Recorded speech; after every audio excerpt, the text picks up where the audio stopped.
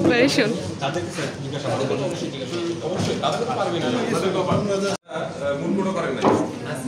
আচ্ছা আমরা একটা খিচুড়ি কোড বানাইছি, এটা আসলে মানে ফর্মাল কোড এবং মুড কোড কোনো কিছুর মধ্যেই যাচ্ছে না, তাও আমরা আমাদের সেশনের শুরুতে একটা স্ট্রাকচার বানাইছি। কিন্তু কিস্তি পরিশোধ করতে ব্যর্থ হয় বা না দেয় তার মানে এই না তাদের আসার জন্য অনুরোধ করছি যে আমাদের কাছে বেশিক্ষণ সময় নেই।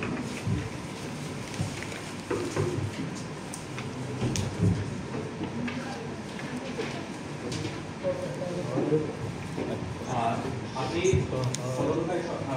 কর্মকর্তার একজন, আপনি আমাকে বলুন ঋণের নেওয়া অর্থ কি অবৈধ অর্থ? Yes or no?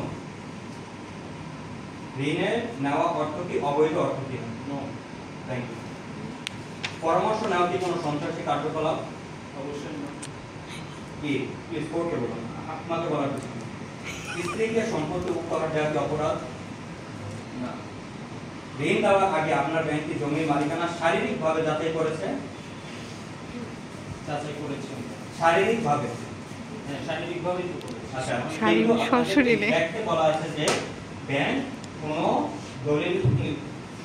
দলিলাদি যাচাই বাছাই না করে সে এক্সপোর্টের জন্য সে কোনো যাচাই বাছাই না করে লার্ড এটা তো ব্যাংকের দায়িত্ব যে ওই শারীরিকভাবে দায়িত্ব করে। ওনারা তো হচ্ছে যে আপনার ডিফল্ট, আপনি যখন ডিফল্টার হয়ে গেছেন তারপরে ওনারা ইনভেস্টিগেট করছে, তো প্রথমে ওনারা কিন্তু ইনভেস্টিগেট করার পর নেই।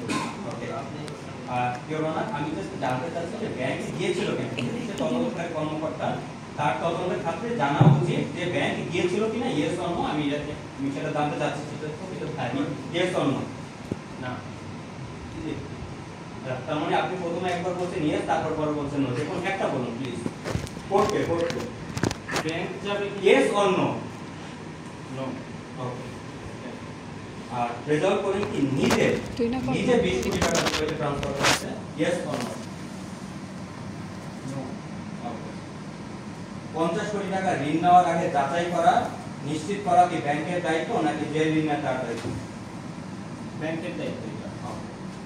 যাচাই ছাড়া 50 কোটি টাকা ঋণ নেওয়ার জন্য ব্যাংক কি কোনো অভ্যন্তরীণ ব্যবস্থা নিয়েছে? নেয়নি। আর your honour please note down. পরামর্শ